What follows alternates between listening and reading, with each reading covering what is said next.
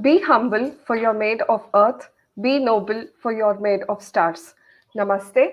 A very warm welcome to the Vedic Astrology Masterclass series.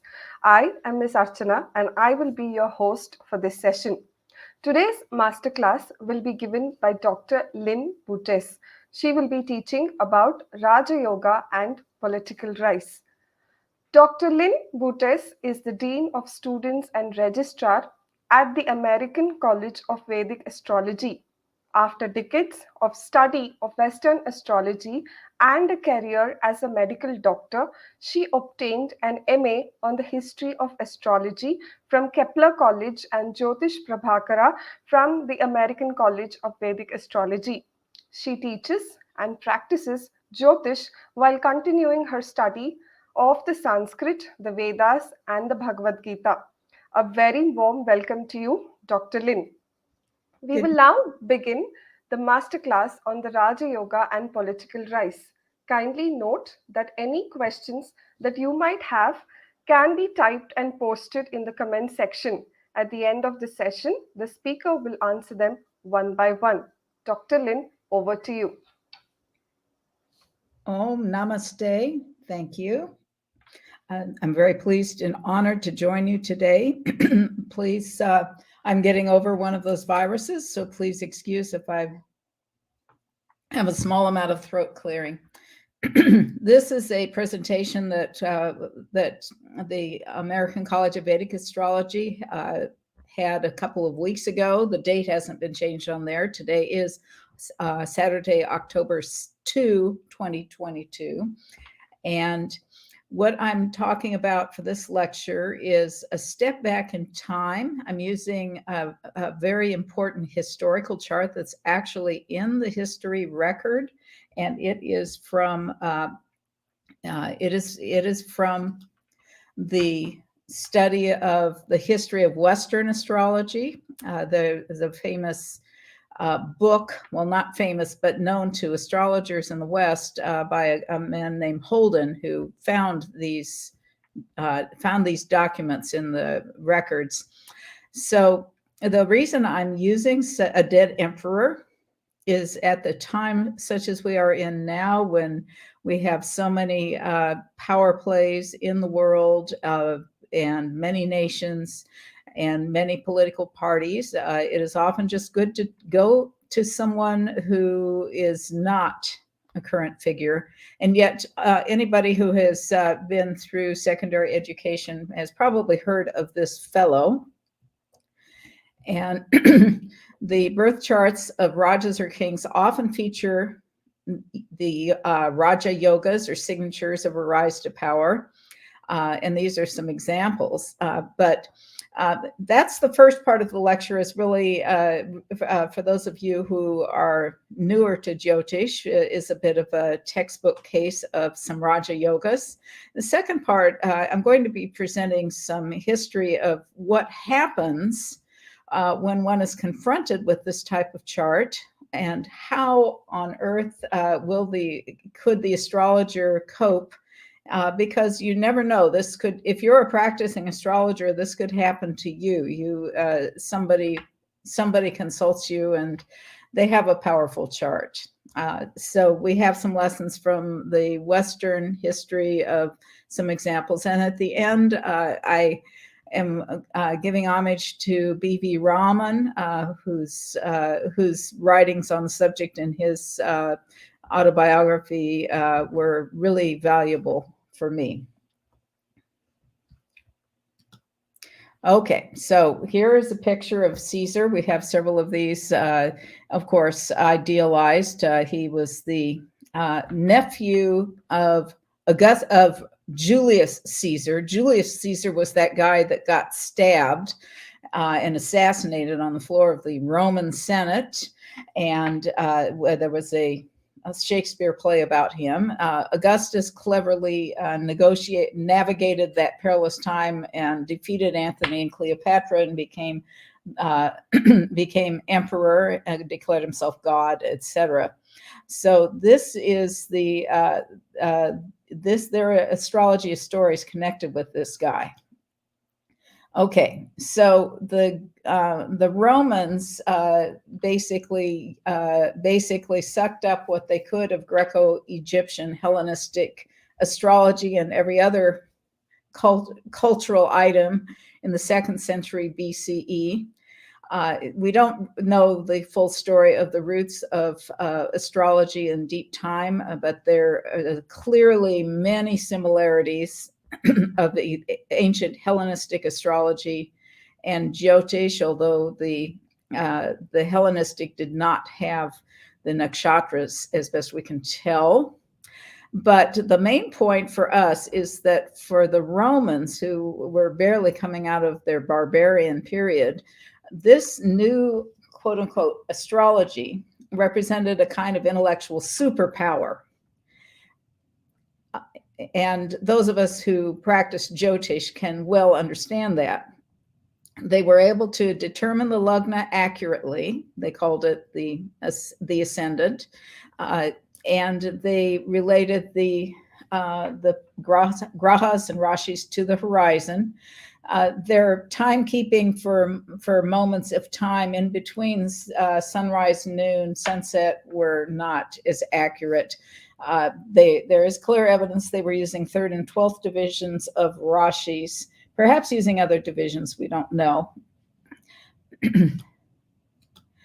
Okay, so do we really know the birth time of Augustus? We don't, but we have a record of somebody who said that he was born at sunrise on the day of the fall equinox, and it's in a certain year. So it's possible to plug and chug through the software and come up with an actual chart. And even if it were doctored and fiddled with, it was the one that was published, and so it clearly shows some things about what people thought about astrology then.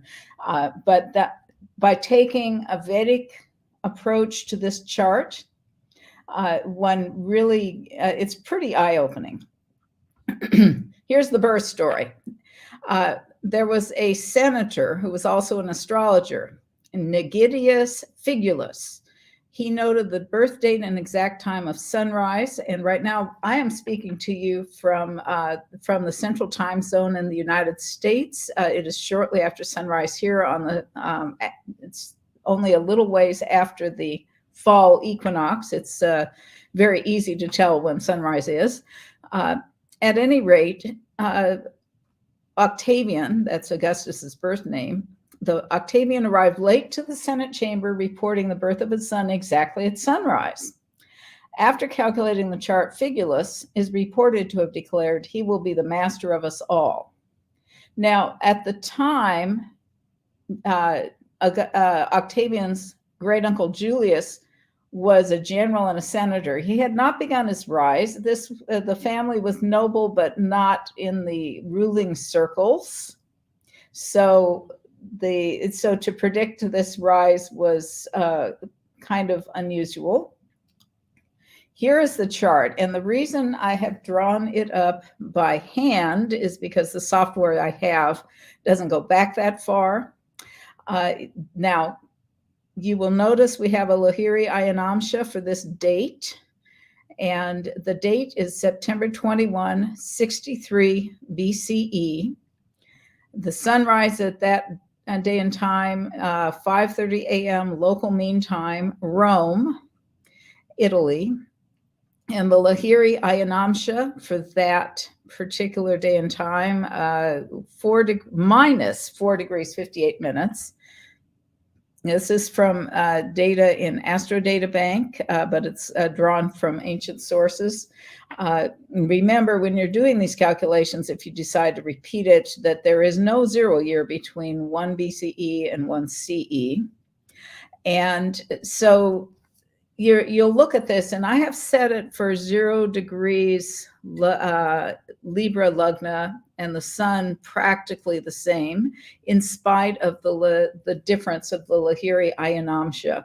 And there's a very deliberate reason I did that, because really this is when they say it, this is what they saw then. So we're seeing it from their point of view, but you'll want to maybe take a quick look at this, you'll notice that we have the sun exactly at sunrise. It is receiving benefic flanking from Venus and Mercury in the 12th and 2nd. Mercury is exalted. We've got Moon in the 4th and Capricorn, and Jupiter exalted in the 10th. And then we've got Mars, Rahu, and Saturn put together in the 8th in Taurus. And more of these details later. I've included the D9 for this chart because there are some yogas which may apply. So we'll see that chart again. Now, here's the biographical overview. I've included various pictures because, of course, these were not done in the time, but the stories live on. Okay, grandson and heir of Julius Caesar's sister. When Julius was assassinated, he escaped into hiding, 44 BCE. He persuaded the Senate to fund his war against Mark Antony and Pompey, who were his chief rivals. So he got the Senate to pay for this. He defeated Antony and Cleopatra in the final battle, 27 BCE, but the turning point was this Battle of Actium, 31 BCE, which broke the naval strength of the Hellenistic Empire. He ruled the empire for decades, named the month of August after himself, declared himself a deity, and lived to 14 CE. He had some real loyalty among his inner circle. His friend Agrippa, who he met at 17, and his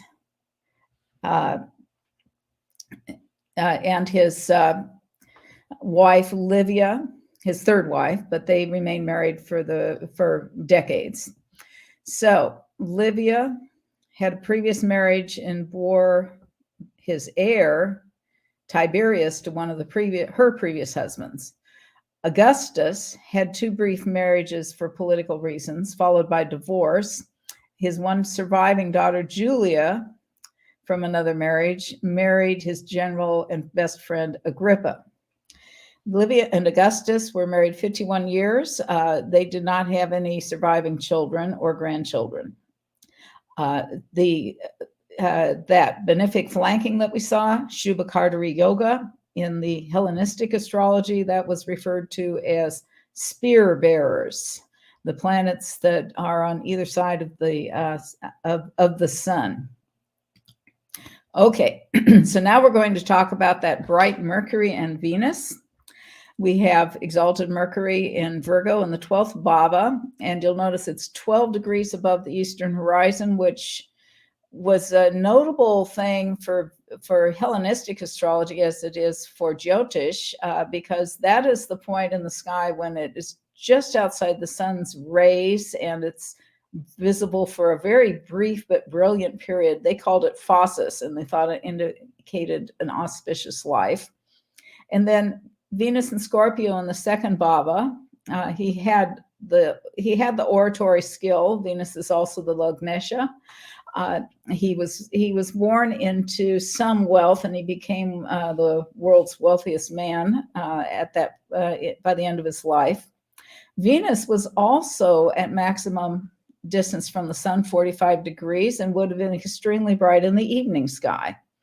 And of course, we've got a lot of aspects involving Mars, Saturn, Rahu, and Ketu that feed into this connection with Venus in particular. Venus and Mars are in Parivartana Yoga.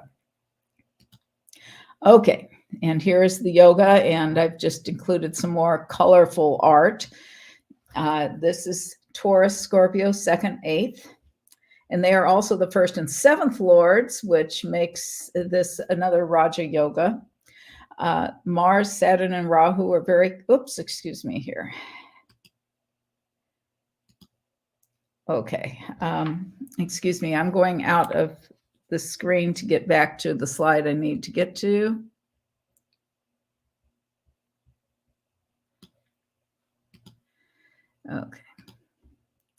Okay, so The Augustus was adept. Oh, okay. We've got Mars, Saturn, and Rahu are very closely conjoined at 5 to 7 degrees Taurus in Kritika, the nakshatra of the knife ruled by the sun.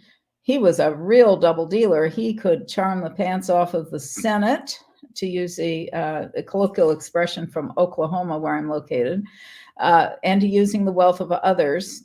And he did benefit from his heir Julius. I'm going to go back a couple slides. I missed this one, the royal sunrise. We will note his son is he is born in the sun Mahadasha. His Lugna and sun flanked by the benefics, so he gets Shubhakartari Yoga, Ubhachayari Yoga. And here's a quote from Parashara. The person will be an eloquent speaker. He will have well-proportioned limbs. He will take delight in everything, and he will be liked by all, wealthy and famous. And this is the translation of B.B. Rahman. Okay, physical appearance of the Lugna. His biographer Suetonius, writing a couple centuries later, but based on a lot of information available, said, well-proportioned, a medium height, unusually handsome and pleasantly grateful, golden brown hair, bright eyes, preferred to read or write while several barbers finished his grooming quickly, a skilled orator, and note this, not a natural warrior, but a politician. Very characteristic of the Libra Lugna. Very intelligent, but not really a scholar or artist. Okay, we've seen this slide, we've seen this slide, we've seen this slide. Okay, now, this is where I went into a deep dive in Parashara to look for unusual yogas. And there will possibly be some scholars on this lecture who will wonder if some of these are really apply, but we've got Satruma Muladhana Yoga, a strong second lord Mars joins sixth lord or Mars, and the powerful Lugna lord Venus should be Vaiseshikamsha in its own Varga 10 times. Venus is powerful and is Vargotama. Okay, so the native earns money through his enemies, which he certainly did. He basically looted Egypt and Greece and took the wealth of Egypt back and built up Rome. Kalamatra Muladhana Yoga, strong second lord Mars should join or be aspected with seventh lord Mars, and Venus should be powerful. The subject will earn money through his wife. He did get some wealth by marrying Livia. Ayatradana Yoga, Lugna lord and second lord should exchange places. The person earns wealth without much effort. Well, he did make some effort, but after he got to power, it was self-sustaining. Bahustri Yoga, lord of Lugna and seventh are joined. The person will have any number of wives. He had 3. Satkalatra Yoga, the lord of the seventh or Venus should be joined or aspected by Jupiter. So in this case, the lord of the seventh is Venus, and Venus is in the second, and Venus gets a one-way aspect from Jupiter. The native's wife will be noble and virtuous. There was a saying that Livia, Caesar's wife, should be above reproach. She was someone who really had that quality. Okay, now we get to some more yogas. Splendorous Gaja Keshari Yoga. Jupiter is exalted in the 10th in Cancer in the Rashi chart. The moon is Jupiter's lord in full aspect from the 4th in Digbala, somewhat lessened by interactions with Saturn. We have Sattvic planets in the Kendras, a political chart. Jupiter, for those of you who pay attention to Jaimini, is also the Atmakaraka, and it's very prominent. And in the D9, the Navamsha moon is ruled by Jupiter in Pisces. And Jupiter is in its own sign in Sagittarius in the D9. And this is a person who's remembered long after his death, which is certainly true. And here's another one we don't see as often, Garuda Yoga, the eagle of Vishnu. The Lord of the Moon and the Navamsha should be exalted. Moon in D9 is in Pisces, ruled by Jupiter. Jupiter exalted in the D1, in which it is. And a daytime birth, yes, he was born after sunrise with the moon waxing. It's a quarter moon. This is someone respected by the pious, polished speech, feared by the enemies, strong and facing poison in the 34th year. Okay, well, in the 34th year, 31 BCE, he was at maximum peril as he fought Antony and Cleopatra at that Battle of Actium in the Mediterranean near Athens. That's when he broke the back of the empire. So we do have the maximum peril, even though it wasn't poison. Okay, here are some other yogas. Parakrama yoga, the subject shall possess much courage. Lord of the third, Jupiter should join a benefic Navamsha. Jupiter Sagittarius in the D9, aspected by benefic planets. Moon in D1, Mercury in D9. Mars occupies a benefic sign. Taurus in D1, Pisces D9. And here is a little biographical note. At age 17 in his Rahu period, he insisted on joining Julius in the army in Spain. Delayed by illness, he departed by boat. A few months later, was shipwrecked in enemy territory and won through to meet Julius. Julius introduced him to Agrippa, and a year later, Julius was assassinated, and somehow he survived. And then here is where he consulted an astrologer, 45 BCE, at the beginning of his Rahu Dasha. And you'll notice here that these dashas are working out, which is what I always find astounding when you could take a chart like this and see this.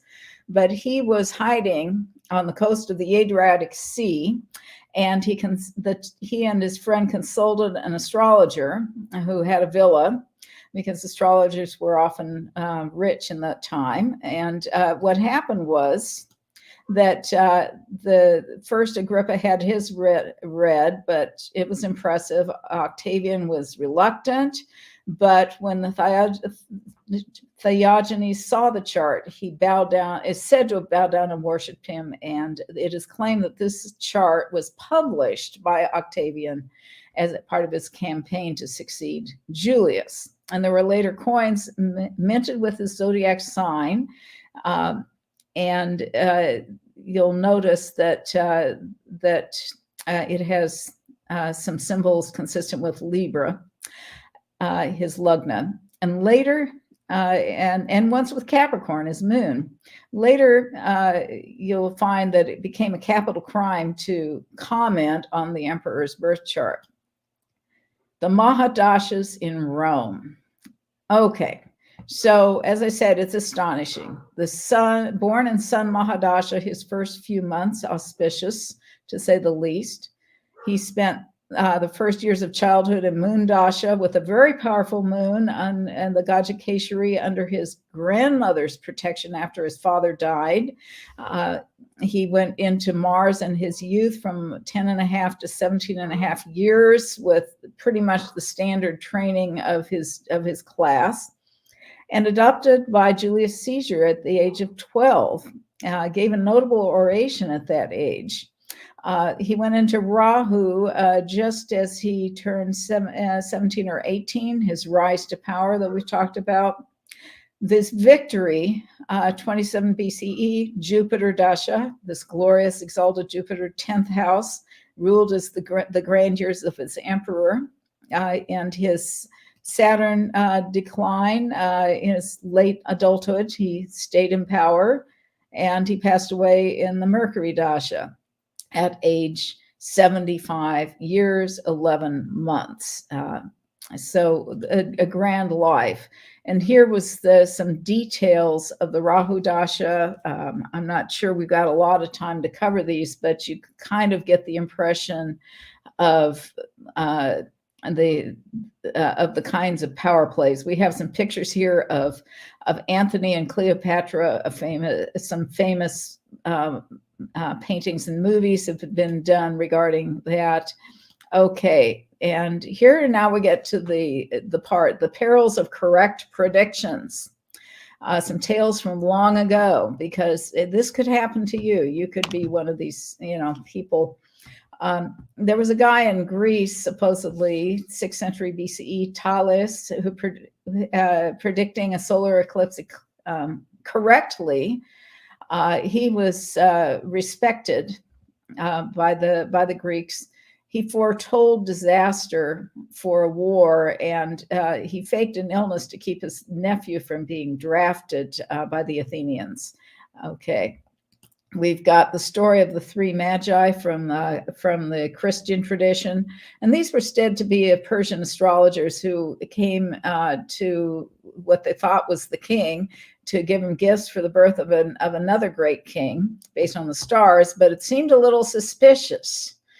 And they eventually tracked down the baby Jesus. They donated a small fortune and then decided not to tell this weird guy, Pontius Pilate, about their visit. They just left. Okay, we have William Lilly, 16th century England, Civil War.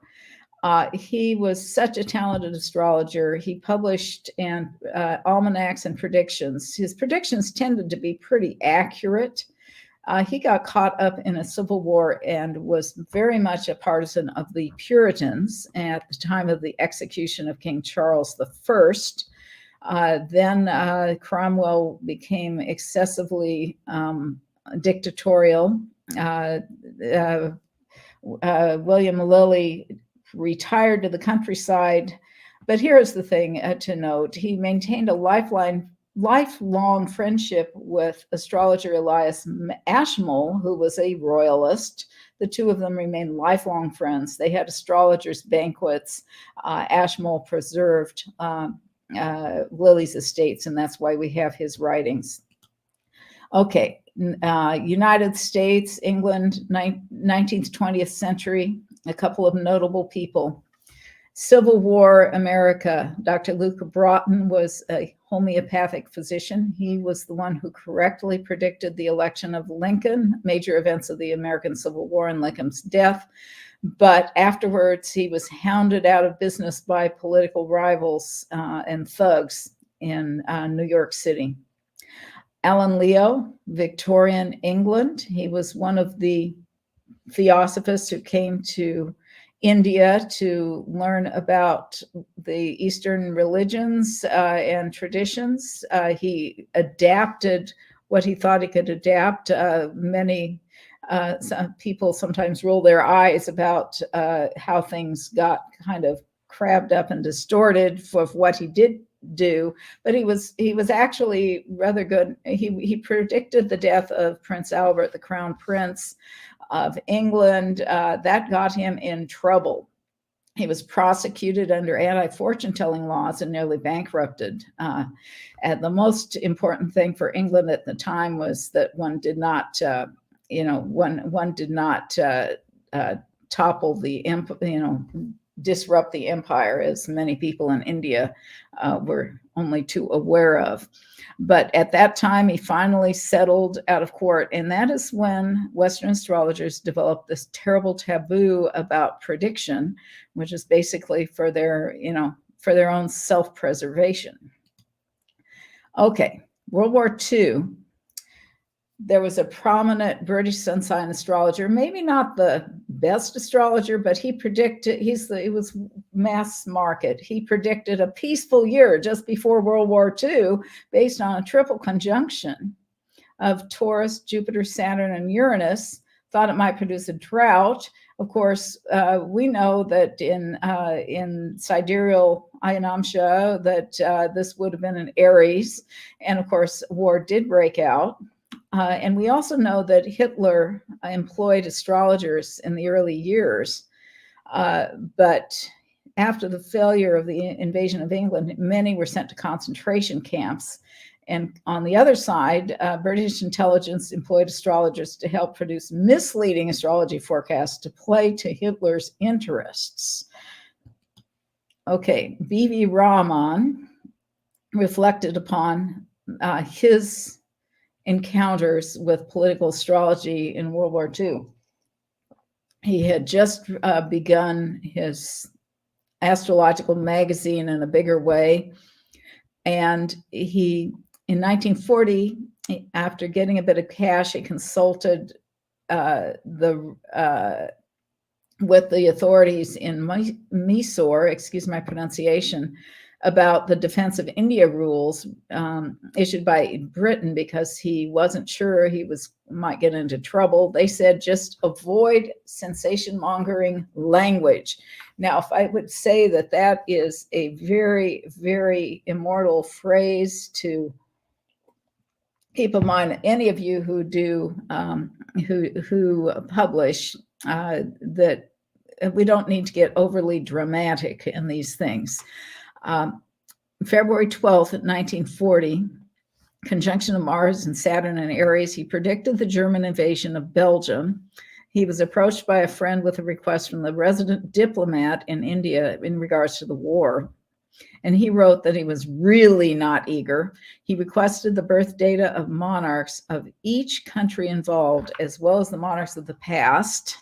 And that took a while to get those. It took 3 months. This is, of course, before the internet, but they did provide him with those. And then, let's see, okay. And then we have something that you really must keep in mind when looking at political astrology or these Raja Yoga charts. Raman, in addition to being a far better astrologer and having far better tools with Jyotish, had the advantage of living half a world away from the center of the action in Europe. Now, I'm not minimizing that there were intense battles in Asia, but in writing about the European war, he at least had the advantage of not having a minute-by-minute peril. Though I had been assured I could publish my predictions without fear, yet there were certain problems I had to contend with. These frequent visits to my place of military personnel, Indian and British, and their veiled threats. The publication of predictions not favorable to the Allies could land me in trouble. This made me uneasy, though the same officials would also seek my astrological advice about their own futures. He paid attention to the Nazi state chart, traditional ruling signs of the nations, such as England being ruled by Aries, dates of treaties, formation charts of government, and he correctly predicted that the peace treaty between Germany and the Soviet Union would not last. And I just included a few stock photos to remind us that this was in the midst of getting close to the end of the British Raj, and we've included a little bit of one of the great battles of legend and lore there. Now, United States, some of you may have heard about this, Joan Quigley and the Reagan White House. And what happened was, and here I have a little bit of a view because I came of age in California and started Western astrology as a youth in 1970. And I actually lived in the state capital of California when Reagan became governor before his rise to presidency. 1973, his wife Nancy first consulted astrologer Joan Quigley after seeing her on a television show. Now, why did she pick Joan Quigley, who was not a leading astrologer, but the backstory is that she shared Reagan's political values and was willing to maintain strict confidentiality. I have been told by other astrologers that she was aware of Joan through a bridge club. Joan was definitely one of her set of people. She certainly wasn't going to consult any of the very rather left-leaning young hippie astrologers who would have been sorely tempted to sabotage any any consultation at that point. And this relationship continued. The presidential campaign gave detailed advice regarding timing of public appearances and debates. There was an assassination attempt against Reagan in 1981, and after that, they really got serious about this. She wanted to keep him from danger, but also, he was older, maximize his health. And he became aware of this situation with Gorbachev, who was interested in the West, and perestroika became a thing in 1987, and the world stood down from the Cold War for a while. Okay, she wrote this book later. What happened in 1988, there was an aide in the Reagan White House who decided to disclose her role in a book he wrote. Virtually every major move and decision was by the Reagans was during my time at the White House. Chief of Staff was cleared in advance with a woman in San Francisco, Quigley, who drew up horoscopes to make certain that the planets were in a favorable alignment for the enterprise. She decided to give her own story in 1990 in this publication. She refrained from disclosing any birth charts. In spite of the fact that she did not, many astrologers in the US, many professional astrologers, including my close friend Lois Rodden, were scandalized that she would even admit that she had done these charts.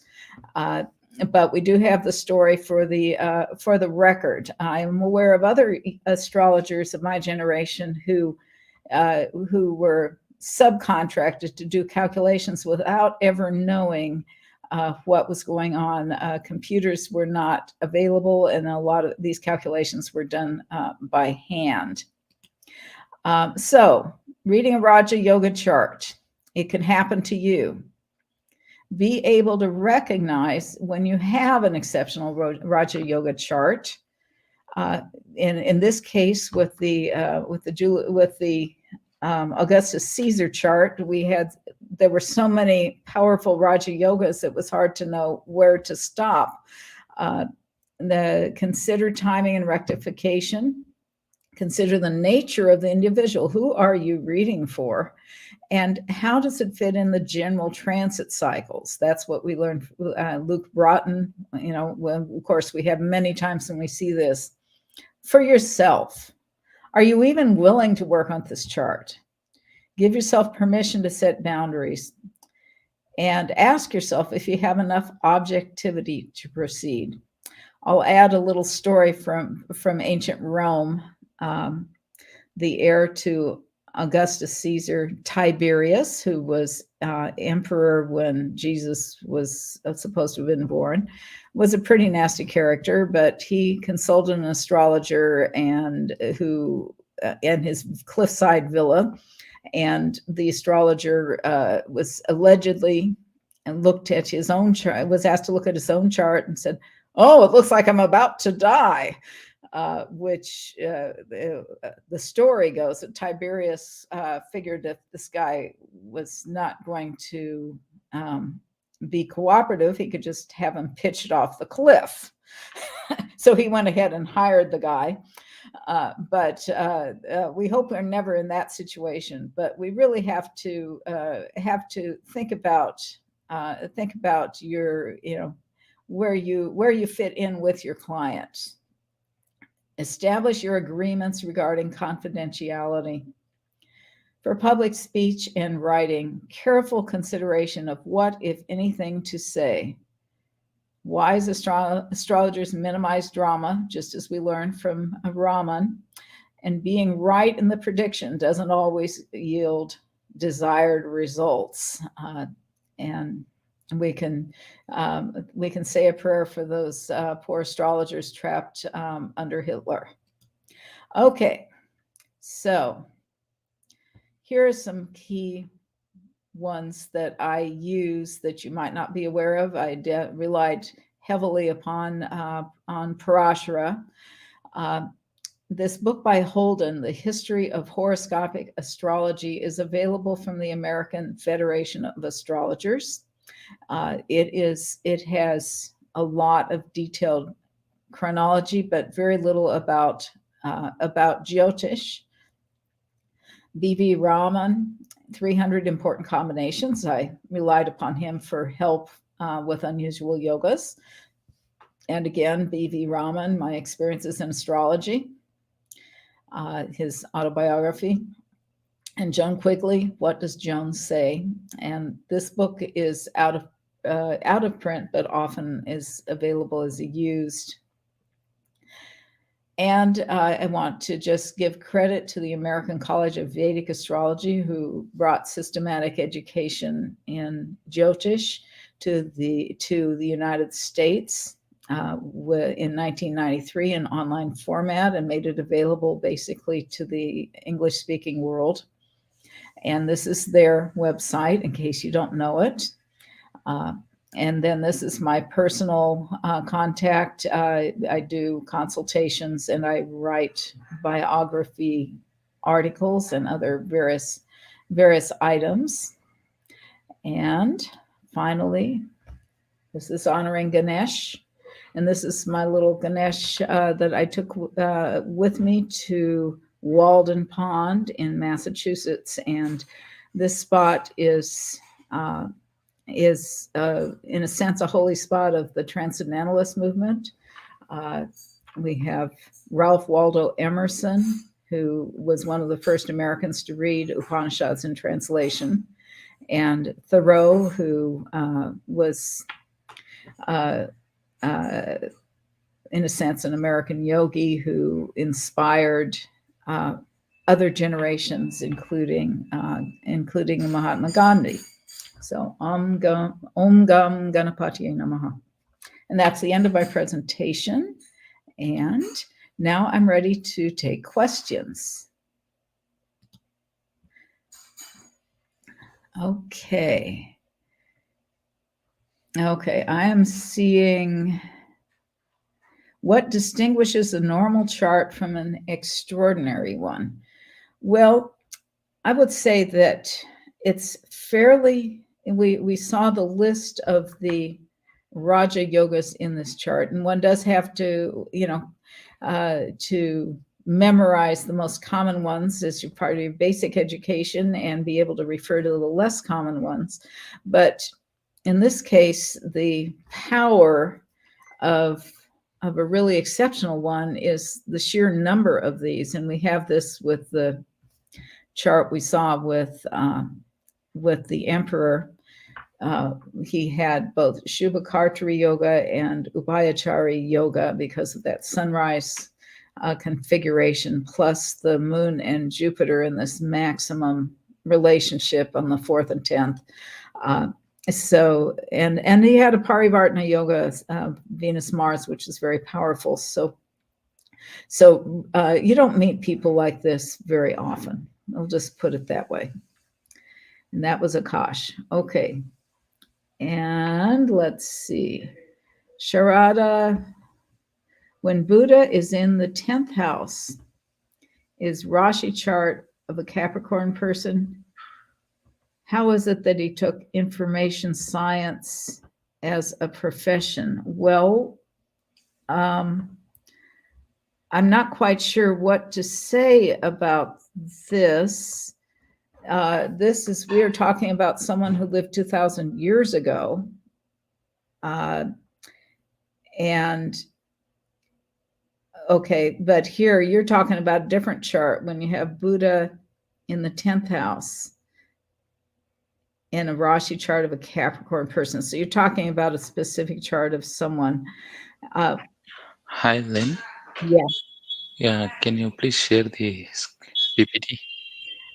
Okay, share screen. Okay. Yeah, and then the next step. The next step.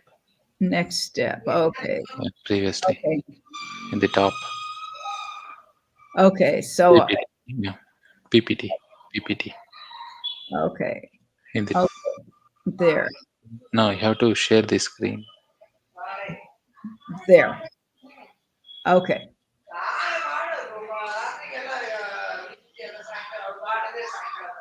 Okay. It,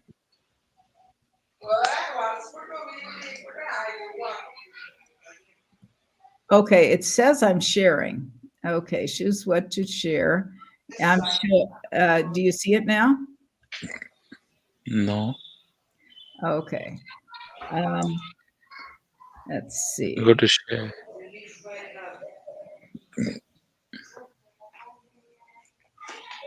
Yeah. It seems as though when I go, I get choose what to share, and then it says, and I'm checking entire screen, but Yeah. then it won't let me choose.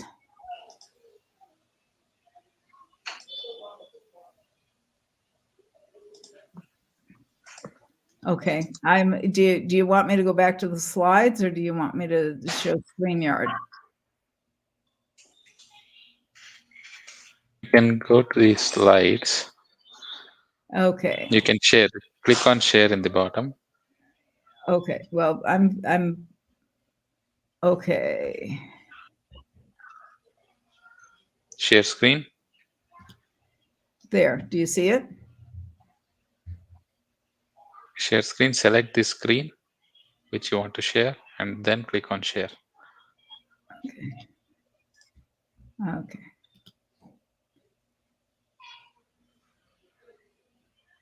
Okay. It's not coming. No. I'm not sure what the issue is there. Go to the share below. Click on share first. Just you can follow the instruction. Click on share. Okay, I am right now I'm looking at my screen. I'm looking at my Google Slides thing, and do you Go want to me the to stream here. the StreamYard? Okay, and I'm clicking on share. Yeah, in the bottom there is a yeah. Now you select the PPT. Now I select. The PowerPoint presentation. Okay, so I put the PowerPoint back on. Yeah. Click the Okay. PowerPoint presentation. Okay, is that a menu on the StreamYard, or is that I'm going back to show my my slides? Yeah, click on this slide. Okay, there. Yeah, go to the presentation view. Okay, there. Yeah, you can continue. Okay, can but now this I cannot. Yeah, I cannot see the. press Control Tab. I cannot see the, when I do that, I cannot see the questions. Somebody will maybe need to read the questions aloud. The last question No, the last question I have that's in here under comments is from 801 Sharada, 801 AM. I will take care of questions. Okay, very good. Yeah. Cancel it. Slideshow. Slideshow. Okay, sorry. There. Yeah.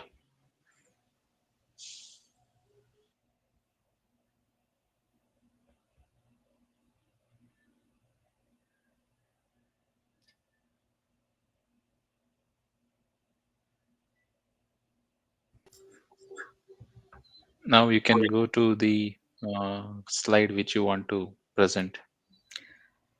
Well, really, I'm done over? presenting slides. It's time for Okay. the questions. Okay, fine. Okay. I will be beaming the questions now. Okay. Will they override my share screen or?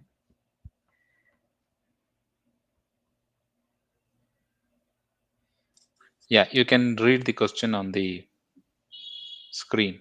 I've already. Okay, what distinguishes a normal chart from an extraordinary one? I think I already covered this question.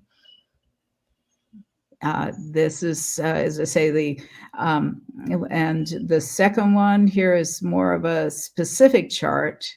Buddha in 10th house in Rashi chart of a Capricorn person.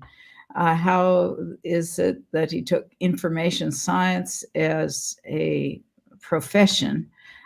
So it's difficult to answer that kind of question in this setting, but we would say that certainly having Mercury in the 10th bhava in the sign Libra, we would have the potential of a lot of connections with Venus Mercury. We also have Saturn aspecting back one way, well, we don't know where Saturn is, but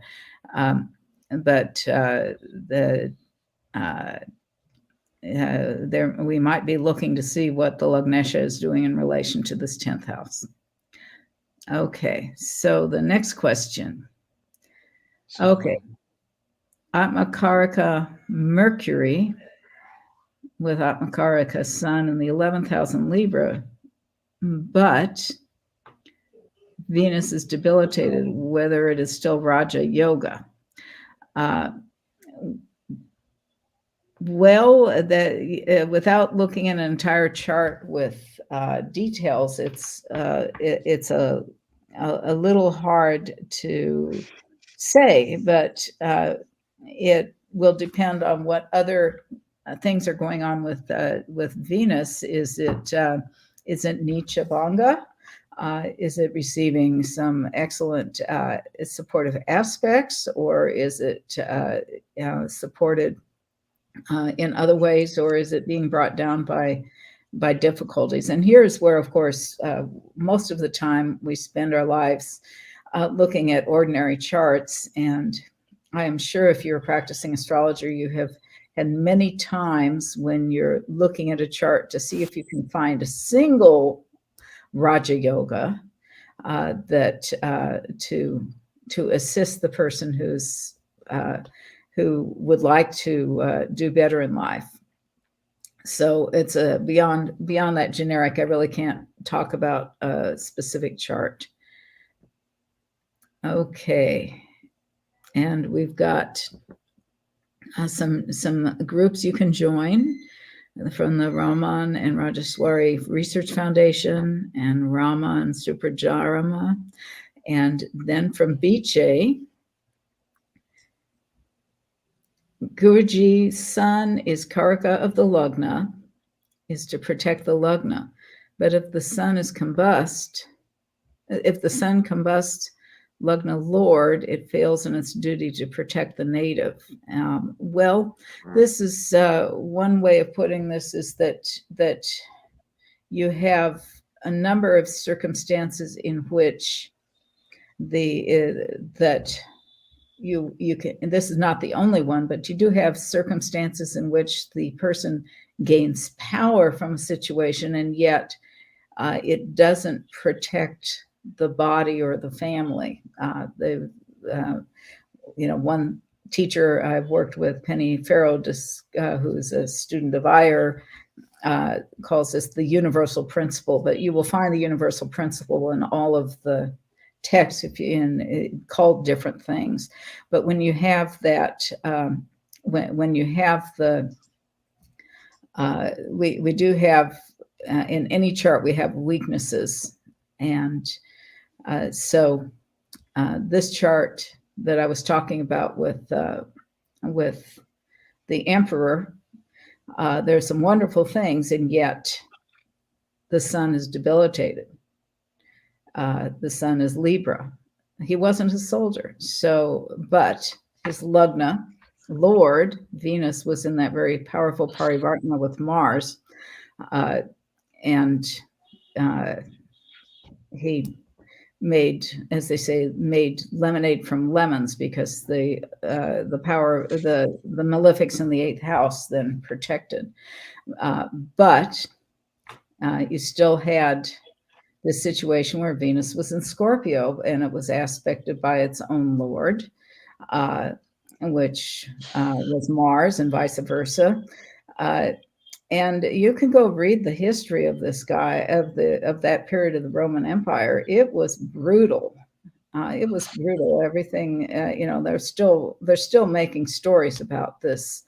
It's amazing that he survived. Okay, and so yes, we do see these paradoxes. This is why we keep studying, because you can have a fabulous chart. It looks like something wonderful is about to happen from the dashas, and yet you can be having these lack of protection issues, or makara connections that create some peril. Okay, so that's it. Q&A.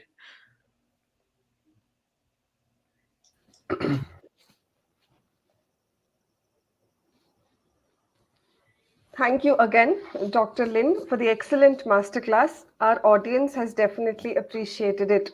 I'm sure it was quite insightful for all of them who have actually watched this show. Before we end this session, I would like to take this opportunity to inform the audience that the next masterclass session is on Sunday, that is October 9th, 2022. And the class will be by Niranjan Babu, Bangalore, and he will be teaching us about marital problems and remedies. Also, if you would like to stay informed about the masterclasses and similar sessions by the Foundation, we encourage you to visit our website www.rrrf.in or join our Telegram channel. Thank you, Dr. Lynn, once again. Namaste. Namaste. Thank you so much.